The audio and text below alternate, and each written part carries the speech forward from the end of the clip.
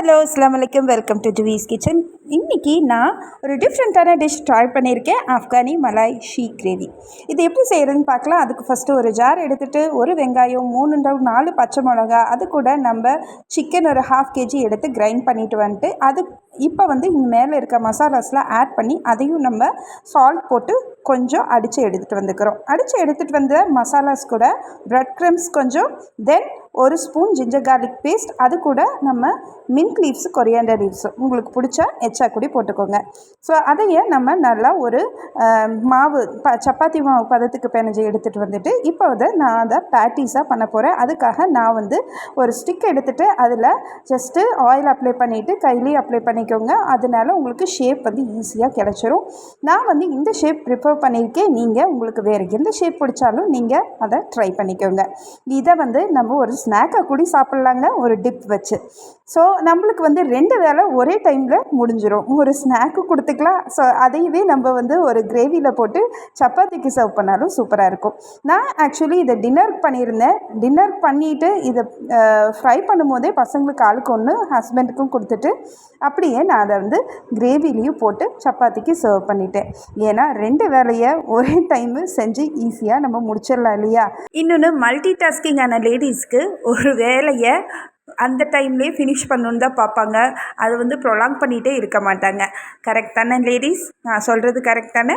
கரெக்டுன்னா கண்டிப்பாக எனக்கு நீங்கள் கமெண்ட் பண்ணுங்கள்.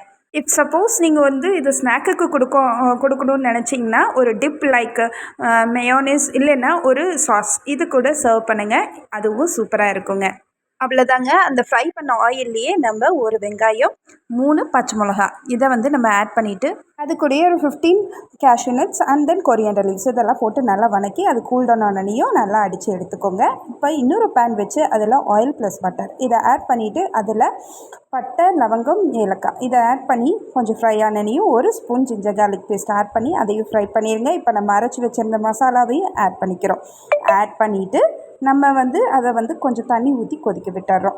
கொதிக்க விடும்போதே நம்ம என்ன பண்ணிடணும்னா கொஞ்சம் மசாலாஸ்லாம் ஆட் பண்ணிக்கிறோம். இப்போ இதுக்கு தேவையான மசாலாஸ் பார்த்திங்கன்னா, ஃபஸ்ட்டு உப்பு போட்டுக்கோங்க. தென் கரம் மசாலா 1 ஸ்பூனு, அப்புறம் சீரகத்தூள் 1 ஸ்பூனு, அது கூட நீங்கள் சாட் மசாலா 1 ஸ்பூன் ஆட் பண்ணிங்கன்னா ஃப்ளேவர் டேஸ்ட்டும் சூப்பராக இருக்கும்.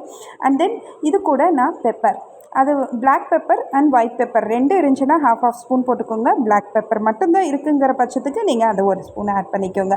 ஆட் பண்ணிவிட்டு நல்லா வதக்கி விட்ருங்க. இப்போ நான் இது கூட ஃப்ரெஷ் க்ரீம் கொஞ்சம் ஆட் பண்ணிவிட்டு இப்போ மெயினான இன்க்ரீடியண்ட்டான யோகர்ட், தயிரை நம்ம ஆட் பண்ணிக்கிறோம். தயிர் ஒரு 1/2 கப்புக்கு ஆட் பண்ணுங்கள், சூப்பராக இருக்கும்.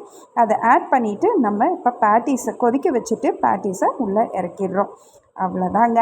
இதை நம்ம கார்னிஷ் பண்ணுறதுக்காக நான் kasuri methi plus coriander leaves, இன்னொன்று கசூரி மேத்தி டேஸ்ட்டு சூப்பராக இருக்கும். இதை சப்பாத்திக்கு சர்வ் பண்ணி பாருங்கள், சூப்பராக இருக்கும். கண்டிப்பாக ட்ரை பண்ணுங்கள். பாய்.